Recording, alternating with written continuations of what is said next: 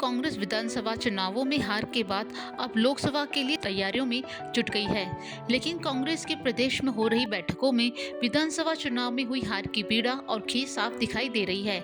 जहां कांग्रेस नेता बयान के जरिए इशारों में हार का ठीकरा किसी एक पर फोड़ रहे हैं। पिछले दिनों हुए घटनाक्रम और बयानबाजी के बाद दिख रहा है कि राजस्थान विधानसभा चुनाव में कांग्रेस की हार के बाद अब लोकसभा चुनाव से पहले पूर्व मुख्यमंत्री अशोक गहलोत की घेराबंदी शुरू हो गई है।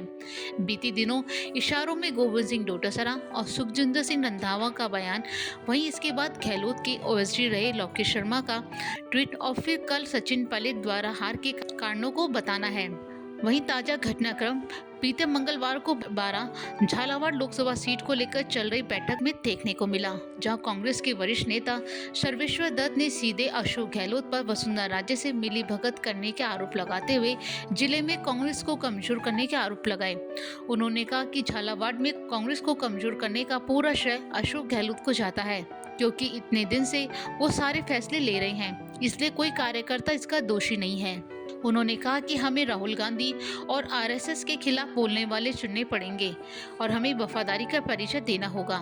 वहीं मंगलवार को सचिन पायलट ने एक निजी कार्यक्रम में कहा कि कांग्रेस ने राजस्थान में मजबूती से लड़ाई लड़ी, लेकिन अफसोस की बात है कि हमारी पार्टी जीत हासिल नहीं कर पाई। उन्होंने आगे कहा कि हमने प्रयास तो किया, लेकिन अगर हमने थोड़ा और प्रयास करते तो हम नतीजे बदल सकते थे। पायलट ने कहा, अगर हम समय पर टिकट बदल देते तो 25 मौजूदा मंत्रियों में से 17-18 चुनाव हार गए। ऐसे में अगर हमने दूसरे उम्मीदवारों को टिकट दिया होता तो हम सरकार बना सकते थे। हालांकि पायलट ने यह भी कहा कि उनके अशोक गहलोत के साथ रिश्तों पर कोई चुनाव परिणाम का असर नहीं पड़ा है। लोकसभा चुनाव नजदीक आते जा रहे हैं और कांग्रेस लगातार पूर्व मुख्यमंत्री अशोक गहलोत को घेरने में लगी है।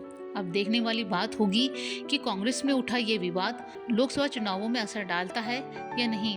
लोकवार्ता न्यूज़, जयपुर।